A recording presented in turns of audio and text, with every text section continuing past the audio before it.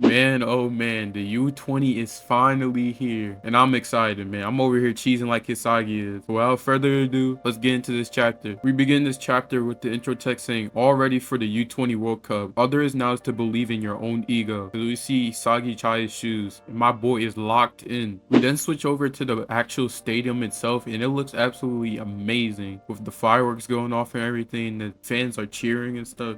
I just love it. We see Isagi monologue on how he's a tool that will make Japan the world's best. As the commentator says, now, the long-awaited first round of the U-20 World Cup. Here are the starting members of Japan. And we see our GOAT Gaga Maru. And look at the pose he hit, and we see everyone getting hyped up. This is just amazing. And we got Aiku at center back with the captain badge. Honestly, I feel like this was kind of expected for Aiku to get captain, but people were talking about Karasu. Moving on, we have Aiku paired up with Ryu and Nico. And we're definitely going to need Ryu for those Nigerian players, or else we will be cooked. We switch back to Nagi's POV as he reflects on how he's not in BLUELOCK anymore. We get more players for the BLUELOCK starting 11 with Chigri on right side back and Hiryo on left side back. Now my only problem with this is that Chigri's 44 Panther snipe is most effective on left side back, as we've seen from the NEL. Cut back to Nagi's POV as he sprints down the hallway and he monologues to himself on how he was lame, gross, and pathetic. And now only after facing that version of himself, he's actually realizing who he is.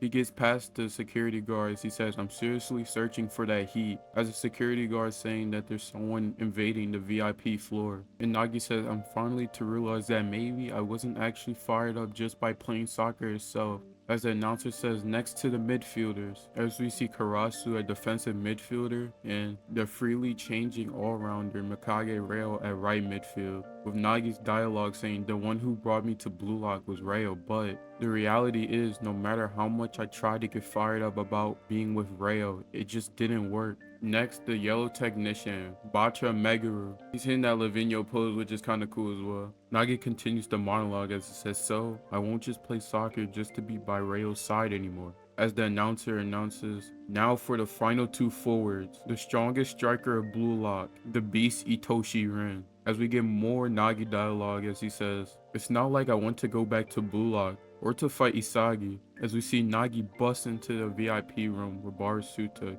He says, the true heat buried deep inside me, as we see a surprised look on Barsu's face. The true identity of my ego is what the announcer saying in BLUELOCK's prodigy, Isagi Yoichi, as he walks out with the fireworks going off, and that man is locked in. We get more Nagi dialogue as he says, the scream of my heart, that I'm the center of the world, as we see his eyes flare up with aura, and the godlike thrill of it all. As we see his 5-stage revolver, his jumping turn in the U-20, and his fake volley against Ren. And for that, I don't care if I lose everything else. Hey Mr. Chairman, you still have one spot open for me?